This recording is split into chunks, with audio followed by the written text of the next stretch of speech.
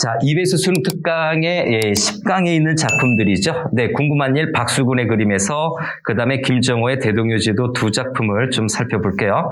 일단 그 궁금한 일이라고 하는 작품인데 언뜻 보니까 요거 그냥 이게 시인가? 이런 느낌이 좀 들죠. 그래서 그래도 현대 시다라고 좀 알아둬야 됩니다. 자, 박수근 그림에 관련된 내용이죠.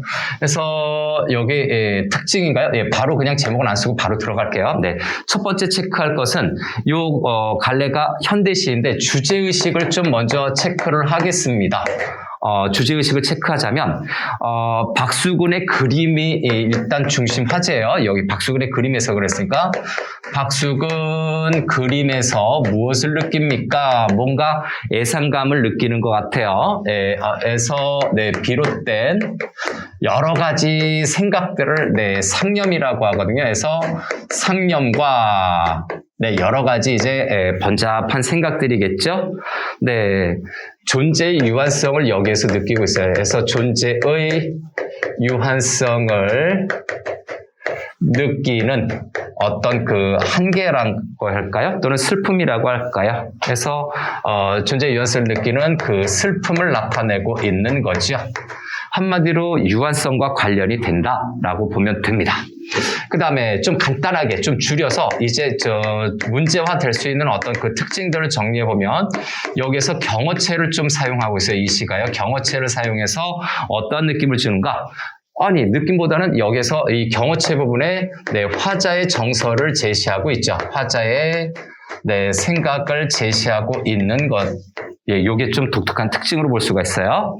그 다음에 두 번째는 경어체에 이어서 말줄임표도 사용하고 있습니다. 예, 전체적으로 말줄임표를 사용해서 역시 화자의 정서를 암시하고 있는 거죠. 말줄임표에서 뭔가 생략된 듯한 얘기가 있는 거. 그런 느낌이 드는 거죠. 그 다음에 세 번째 일화, 박수근 화백에 관련된 일화를 제시해요. 어떤 에피소드라고도 하고 어떤 짧은 이야기처럼 되어 있는 내용인데 그 사연을 소개하면서 박수근 화백이라고 하는 그 대상에 대한 태도를 나타내고 있고요. 대상에 대한 태도가 역시 드러나고 있다라는 점. 그 다음에 그 네 번째는 의문형 표현도 사용하고 있습니다. 여기 표현 기법들이 굉장히 많아요. 그래서 이 의문형 표현을 통해서 시적 화자의 어떤 태도가 어떠한 건지, 화자가 어떤 생각과 태도를 갖고 있는지, 화자의 어떤 그 태도를 드러내고 있다라고 또 정리할 수가 있어요. 즉, 박수근 화백에 대한 태도와 화자 자신에 대한 어떤 생각과 태도를 드러내고 있다라는 얘기죠. 그래서 제목에서도 보다시피 박수근 화백의 그림, 그것을 말을 바꾸면 예술작품이죠. 그래서 이 예술작품을 통해서 여기 그 경어체부터 여러 가지가 있는데 예술작품에 대한 어떤 그 감상을 통해서 시상이 전개되고 있다. 시의 전체적인 흐름이 구성이 된다는 얘기죠. 그래서 시상 전개를 하고 있다. 이렇게 정리할 수 있겠네요. 눈에 띄는 아주 독특한 점들을 이렇게 좀 잡아봤고 결국 박수근 화백의 그림을 보고서 화자가 궁금한 게 있어요. 화자가 궁금한 게 있는데 그 궁금한 일들이 또 슬프다라고 얘기를 하고 있어요. 그래서 왜 궁금한 일들이 왜 슬프지? 이렇게 한번 의문을 가져볼 수가 있겠습니다. 그리고 참고로 이 박수근 화백에 관련된 그림은 김혜순의 납작납작 박수근 화법에 대하여라고 하는 시도 있어요. 그 시는 이제 서민들의 삶에 대해서 너무너무 좀 시련과 고통을 당하는 것이 불합리한 것 같습니다. 하나님 보시기에 합당하십니까? 라고 해서 현실 비판적인 시가 관련 작품으로 연결될 수 있어요. 그래서 박수근 화백의 그림을 했다라고 하는 것은 요것도 하나 써놓을게요. 납작납작이라고 하는 대표적인 제목이고 부제목이 박수근 화법을 위하여 그림을 그린 방법이죠. 화법을 위하여라고 하는 것이 관련 작품으로 될 수가 있어요. 김혜순의 작품이고요. 김혜순 작가의 작품이고 참고로 요 박수근 화백의 그림의 특징은 뭐냐? 그림이 입체적이지가 않아요. 2차원 평면적이에요. 거기다 그러니까 마치 눌려있는 듯한 판화처럼 눌려있는 듯한 그런 느낌에다가 이 그림의 질감이 굉장히 거칩니다. 그래서 서민들의 삶이 좀 굉장히 여러 가지 힘들구나라는 느낌을 확 줄 수 있는 그런 느낌의 그림이래요.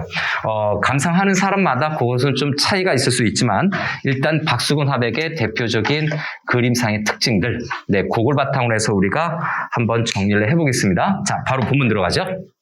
자, 첫 번째, 인쇄한 박수근 화백 그림을 하나 사다가 해서, 자, 인쇄한 거라고 하는 거니까, 자, 인쇄한다라고 하는 것은, 네, 좀 하면, 진품이 아니죠. 진품은 어마어마하게 비싸죠. 그래서 요거, 모조, 그림이다라고 봐야 되겠죠. 네, 하니까 모방한 그림이에요. 모방한 그림인데, 자, 박수근 화백의 그림인가요? 예, 네모칸 치고, 이게 바로 시상 유발의 매개체입니다. 시상을 불러일으키는 계기라고 되어 있죠. 시상을 유발하는 시작 동기라고도 얘기하죠. 그래서 요걸 다른 말로 하면 생각의 출발점, 그리고 시상을 불러일으키는 것을 다른 말로 시를 쓰게 되는 거죠. 네, 시작 동기 또는 어떤 모티프라고 얘기를 할 수도 있어요. 이렇게 표현을 바꿔서 선택지를 구성하는 것을 우리가 좀 적응을 해야 되겠죠. 자, 물끄러미 그걸 치어다 보면서 자, 물끄러미 그걸 치어다 보면서라고 하는 부분이 쳐다본다라고 하는데 치어다 보면서라고 얘기를 하네요. 그래서 요거 그림이라고 하는 건데 여기에서 체크해 볼까요? 여기에서 박수근의 화백 그림 중에서 그림 강변이라고 하는, 네, 강변이라고 하는 것을 감상하는 거거든요. 여기가 4번이에요.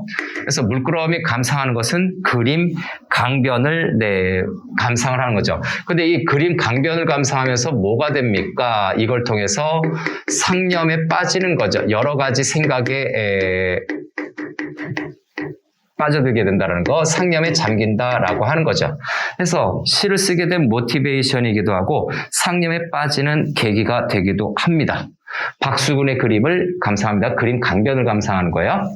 자, 나는이라고 하는 거 보니까 1인칭 화자네, 1인칭 시적 화자죠. 그래서 나는이라고 하는 것은 1인칭 네, 시적 화자라고 볼 수가 있는데 왜 1인칭 시적 화자를 파악하느냐?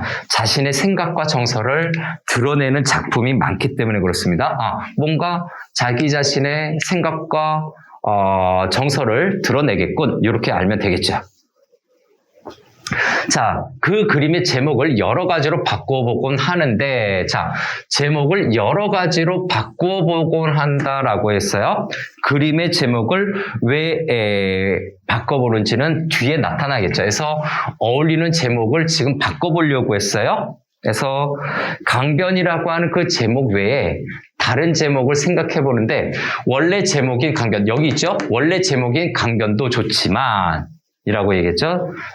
좋지만 할머니라든가 손주라는 제목을 붙여보아도 가슴이 아라라는 것이 여간 좋은 게 아닙니다. 그래서 자, 할머니라든가 네, 손주라는 제목이죠. 네, 별표 좀 쳐볼까요? 여기도 자, 할머니 또는 손주라고 하는 것은 자, 첫 번째 화자가 붙인 제목에 해당이 돼요. 왜 화자가 이런 제목을 붙였을까?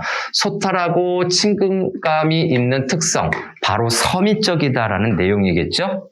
그래서 네, 소박한 이들의 소탈하고 친근한 일상은 다른 말로 얘기하자면 이 제목에서 세 번째 굉장히 소탈하다 또는 서민적이다라는 얘기죠. 또는 소박하다라고 하죠. 그래서 소박한 네, 일상의 모습이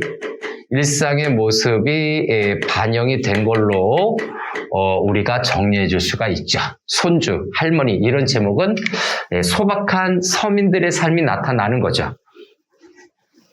그래서 가슴이 아랄한 것이, 자, 가슴이 아랄한 것이라고 하는 것은 공감 또는 감동이라고 되어 있죠. 공감과 감동이 드러나는 그러한 화자의 정서를 나타내는 거죠. 그래서 내 평가와 정서가 직접 드러나고 있다는 얘기죠.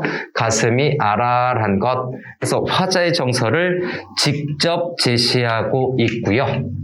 그 다음에 그 뒤에 여간 좋은 것에 좋은 게 아닙니다라고 해서 바뀐 제목에 대해서 시적 화자가 만족감을 느껴요. 그래서 이쪽으로 써볼까요? 여기에서는 바뀐 제목에 대해서 만족감을 시적 화자가 느끼는 겁니다. 네, 만족감. 그러다가는 나도 모르게 한 가지 장면이 떠오릅니다. 자, 한 가지 장면이라고 하는 것은 그림에서 비롯된 것도 있죠. 그래서 여기 그림에서 비롯된 연상 요게 1번이에요. 그래서 그림에서 비롯된 연상은 소탈하고 친근한 느낌을 준다라고 하는 것도 되고, 그 다음에 어떤 일화 제시에 관련된 것도 있어요. 요거 일화는 누굽니까? 박수근 화백, 화가를 높여보는 거죠. 화백과 관련된 일화를 제시하는 그 내용일 수도 있다라는 거죠. 그래서 한 가지 장면, 박수근 화백에 대한 어떤 에피소드를 지금 떠올리고 있다라고 정리할 수 있습니다. 그가 술을 드시러 하는 부분으로 갈까요? 자, 그가 술을 드시러 저녁 무렵에 외출할 때는 마당에 널린 빨래를 걷어다 라고 해서 술이라고 하는 것은 좀 풍류적인 요소도 있죠. 흥취라고 해야 되나요? 그래서 요 술이라고 하는 것은 흥취를 나타내는 흥취의 소재다라고 볼 수가 있고, 술 마시면 즐겁잖아요. 알딸딸하니. 저녁 무렵에 외출을 한대요. 저녁 무렵에 외출할 때는 자, 마당에 널린 빨래를 걷어다 개어놓고 내서 빨래 네모칸 칠까요? 했다는 것입니다. 빨래를 걷어다 개어놓고 냈다라고 하는 것이 박수근 화백의 일화입니다. 그래서 요거 일화의 내용이라고 되어 있죠. 그래서 여기 일화의 내용은 여기다 갖다 붙여야 돼요. 그래서 요거 별표 쳐놓고 일화의 내용이 소탈하고 정감 있는 평범한 삶의 모습이에요. 요거 여기에다가 갖다 정리하면 됩니다. 자, 됐나요? 그래서 소탈하고 정감 있다, 소박함이죠. 일화의 구체적인 내용이고, 그 다음에 작품 세계와 일상의 모습이 일치하는 것이 두 번째로 해서 이것도 빨래에 관련된 걸로 봐야 되죠. 굉장히 현실적이고 사실적인 소재를 그렸구나라고 하는 거죠. 그래서 박수근 화백에 관련된 거 소박한 삶의 모습이에요. 그래서 박수근 화백과 관련된 삶의 모습은 바로 어떤 것이겠습니까? 소박하고 검소한 거죠. 소박한 생활이라고 봐야 되겠죠. 소박한 생활의 모습을 지금 일화로 제시하고 있어요. 자, 계속해서. 그 빨래를 개는 손이 참 커다랬다는 이야기는 참으로 장엄하기까지 한 것이어서 빨래를 개는데 손이 정말 소뚜껑만큼 좀 컸나 봅니다. 그래서 참으로 장엄하기까지 한 것에서 참으로 장엄하기까지 한 것 여기까지 좀 볼까요? 손이 크고 그 다음에 장엄하기까지 한 것인데 이 장엄하다라고 하는 것은 결국 박수근 화백에 대해서 긍정적이고 예찬적인 태도를 나타내고 있어요. 그래서 화자의 박수근 화백에 대한 긍정적인 어떤 그 평가, 긍정적인 정서가 나타나 있어요. 또 더 심하게 얘기하면 예찬적 태도를 지금 여기에서 드러내고 있다라고 정리할 수도 있죠. 장엄하다라고 하는 거에 아주 크고 어숙한 거죠. 성자의 그것처럼 느껴지기도 합니다. 그래서 성자 요것도 저기 앞에 마찬가지죠. 그것처럼 느껴지기까지 이렇게 해볼까요? 그래서 여기에 나타나는 것은 박수근 화백의 그림에 대해서 굉장히 예찬적인 태도, 그의 삶에 대해서도 예찬적인 태도. 그래서 다시 한번 얘기하자면 여기에서 일상적인 삶의 내용에 대해서 시적 화자는 나름대로 공감과 감동을 느끼는 거죠. 그래서 어떤 그 위험을 느끼고 있는 거예요. 위험과 감동을 느끼고 있죠. 감동을 느끼는 거예요. 그래서 박수근 화백이 그린 그림은 상상이 아니라 현실을 그린 것이다 라는 그 점에서 아마 공감을 했을 거예요. 그리고 멋쟁이긴 멋쟁이였던 모양입니다. 그래서 멋쟁이라고 하는 것도 긍정적, 예찬적인 태도가 담긴 표현이에요. 그래서 장엄, 성자, 멋쟁이 요 세 가지 표현은 박수근 화백에 대한 긍정적, 예찬적 태도가 나타나고 있어요. 결국 예술과 그 다음에 일상이죠. 이 일상이라고 하는 것은 일화를 제시했어요. 일화로 제시한 평범한 삶의 모습이 일치하고 있다는 얘기죠. 그래서 요거에 관련돼서 한자성어를 보면 언행일치의 삶과 관련이 되는 겁니다. 그런데 여기서 언이라고 하는 것은 언어인데 사실 요걸 그림으로 바꾸면 되죠. 그림과 삶이 일치했어요. 그래서 요거를 다시 바꾸면 그림과 삶이 일치하거나 또는 거의 사실에 가깝게 반영이 됐다라는 거죠. 이제 마지막 이언으로 가겠습니다. 산문시라서 한번 쭉 타고 왔어요. 산문적인 진술이라서 독특해서 한번 좀 이렇게 봤죠. 그래서 박수근 화백의 그림을 보면서 와 뭔가 감정이 느껴지는 거죠. 그런데 박수근 화백이 술 마시러 나가기 전에 빨래를 개놓고 나가신대. 그런데 그것이 정말 왔다였던 거죠. 야 이거 존경할 만한 그림인데 자신이 살았던 삶을 그대로 그림으로 그린 게 아닌가? 이런 생각을 하게 되는 거죠. 자, 이제 넘어갑니다. 다음으로 넘어갈게요. 자, 다음에 그러나 하는 부분인가요? 여기로 넘어갑시다. 그러나 또한 참으로 궁금한 것은 해서 궁금한 것 네모칸 들어가야 되겠죠? 참으로 궁금한 것은 여기서 그러나가 있으니까 또 시상도 바뀌게 되는 거겠죠? 시상 전환이라고 봐야 되겠습니다. 시상의 전환 바뀌는 거죠. 박수근 화백에 대해서 긍정적으로 예찬하는 거에 대해서 얘기를 하다가 자 궁금한 것이죠. 이 궁금한 것이 무엇인지를 체크해 보면 되겠습니다. 자 궁금한 것은 됐나요?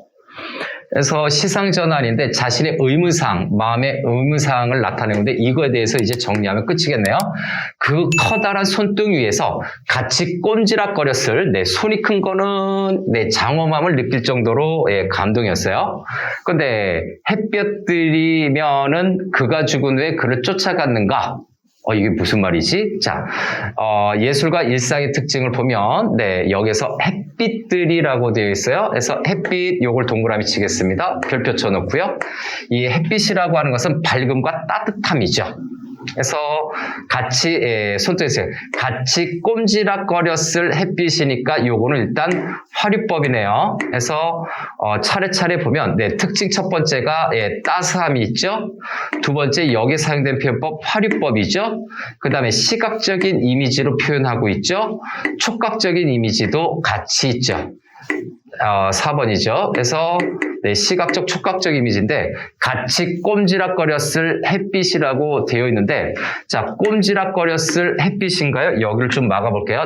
꼼지락거리는 햇빛이라고 하는 거니까 요게 말 그대로 환류법도 되고요. 살아있는 생물처럼 표현하는 거죠. 환류법도 되는 거고 그 다음에 시각과 촉각이 같이 있으니까 요거 공감각적 표현도 될 수가 있겠죠. 공감각적 표현으로도 볼 수가 있어요. 바로 뭡니까? 꼼지락거렸을 햇볕이니까 시각의 촉각화죠. 시각의 촉각화가 일어난 것으로도 판단해 볼 수 있습니다. 자, 그가 죽은 후에 그를 쫓아갔는가? 아니면 이승에 아직 남아서 어느 그러한 장엄한 손길 위에 다시 떠 있는가 하는 것입니다. 즉 일상적인 삶에서 밝고 따뜻하고 그걸 사실적으로 그렸던 그 그림들이 있는데 그 그림에 반영된 그 햇볕들이죠. 햇볕을 그릴 때 그 햇볕들이 그를 쫓아갔는가라고 하는 거죠. 그를 쫓아갔는가, 사라졌는가 하는 거죠. 이승에 아직 남아 자, 이승에 아직 남아서 어느 그러한 손길 위에 다시 떠 있는가라고 하는 이 부분이죠. 자, 이 부분은 예술가에 의해서 계승됐다라고 하는 건데 한마디로 이걸 다른 각도로 해석을 하면 박수근의 그림이죠. 네, 박수근의 어떤 예술적 감동이라고 쓸게요. 네, 예술적 감동이 그림으로 남아 있는가, 그림으로 남았는가라고 하는 것을 지금 궁금해하고 있는 거죠. 그러니까 박수근의 예술관 또는 박수근의 예술적 그 감동이 여전히 남아 있는가 하는 것이 궁금한 거예요. 그래서 그를 쫓아갔는가 또는 다시 떠 있는가라고 하는 것이 궁금한 것의 구체적인 내용이죠. 그가 마른 빨래를 해서 요거 보면 햇빛이라고 하는 것은 이런 것도 되지만 공간각적 표현도 되지만 이 햇빛은 또 자연물이죠. 그래서 햇볕을 요 위에다 쓸게요. 요것은 박수근과 함께 존재했던 자연적인 요소다라고 평가할 수도 있어요. 자연적인 요소, 자연 친화적인 요소겠죠. 자연적 요소를 상징하는 첫 번째고요. 그 다음 두 번째, 그가 마른 빨래를 개며 하는 부분으로 갈게요. 마른 빨래를 개며. 그래서 여기에서 첫 번째는 햇볕이었고 두 번째는 빨래네요. 그래서 여기 빨래 요겁니다. 요것도 별표. 어깨번호를 좀 붙여볼까요? 요게 1번, 요게 2번이 되는 소재겠죠. 빨래를 개면 앞에도 빨래가 있었어요. 네, 일상적인 장엄함을 느끼게 해주는 빨래인데, 자, 그 박수근 화백의 어떤 특징이죠. 자, 특징 두 번째는 친근감이에요. 첫 번째 친근감, 그 다음에 촉각적, 청각적 이미지가 있는데, 마른 빨래를 개면 들었을지 모르는 뻐꾸기 소리인데 이거는 공감각이 아니겠죠. 그래서 빨래를 개면서 뻐꾸기 소리인데 빨래를 갠다라고 하는 것은 여기는 시각이죠. 그래서 빨래를 개면은 여기는 시각, 그 다음에 뻐꾸새 소리는 청각이라서 요거는 공감각이라고 보기엔 좀 그렇고 요거는 복합감각이라고 두 가지 감각을 열거한 거죠. 그래서 요거는 복합 감각으로서 무슨 말입니까? 감각을 열거했을 거예요. 감각의 열거법으로 쓴 표현이다라고 보는 거죠. 그 중에서 뻐꾹새는 청각적인 이미지를 나타내는 소재인데 이것도 이렇게 할까요? 자, 뻐꾹새 소리 이렇게 해서 이것도 체크 들어가지요. 요거는 2번으로 하면 안 되겠네요. 빨래는요. 요게 2번이 돼서, 자, 요 뻐꾹새 소리는 박수근과 함께 했었던 자연적인 요소죠. 자연적인 요소 두 번째로 보는 겁니다. 자연 친화적인 요소라고 볼 수도 있고, 또는 항상 그렇듯이 자연스러운 그림을 그렸던 박수근 화백의 어떤 배경이나 주제의식에 관련돼서 좀 어느 정도 작용을 했음직한 그 자연적 요소, 뻐꾹새 소리죠. 내가 궁금한 일들은 해서 저기 궁금한 일들 계속해서 반복이 되고 있죠. 그래서 여기서 요렇게 자, 궁금한 일이 반복을 통해서 의미를 강조하는 거죠. 반복을 통한 강조. 궁금한 것이 분명히 있는 거죠. 그러한 궁금한 일들입니다. 자, 그래서 좀 체크할게요. 여기 일상적인 특색이 있는데 요건 좀 빨간색으로 해요. 자, 궁금한 일들은 그러한 궁금한 일들입니다. 여기까지 밑줄쳐도 상관은 없을 것 같기는 하네요. 그래서 요거를 다시 재정리하면 앞에서도 잠시 언급했던 것처럼, 그렇죠?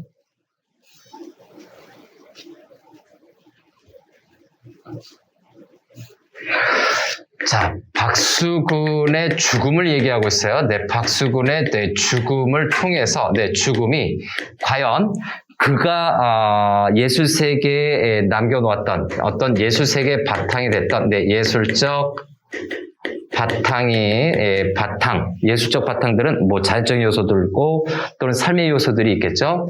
예술적 바탕인 삶의 요소들이 있죠. 빨래라든가 저런 자연이라든가 이런 거 삶의 요소들이 과연 남아있는가 사라졌는가라고 하는 거겠죠. 사라졌는지 궁금하다라고 하는 거죠. 한마디로 그의 예술 세계가 여전히 남아서 이어지고 있는지 궁금하다는 내용이에요. 한마디로 박수근 화백과 같이 했던 그 여러 가지 생활적 요소, 자연적 요소들은 어디로 갔을까? 이런 궁금함을 갖고 있는 거죠. 자, 그래서 그가 가지고 갔을 가난이며 그리움 같은 것은 다 무엇이 되어 오는지에서 요렇게 요거는 빨간색으로 가난이며 또 그리움이라고 하는 거죠. 박수근 삶의 특징에 해당이 되는 것이 가난과 그리움이고요. 예술적인 힘의 원천이 되는 내용이에요. 좀 끊어서 볼까요? 박수근 화백의 어떤 삶의 특징이자 예술적인 원천, 이 말이죠. 예술적 바탕인 요소들이 지금 사라졌나 남아있나 그것이 궁금한 거예요. 사라졌는지 궁금한 겁니다. 자, 그래서 그리움이죠. 다 무엇이 되어 오는지 말줄임표, 저녁이 되어 오는지 말줄임표에서 여기는 또 말줄임표도 있네요. 이렇게 요걸로 해볼까요?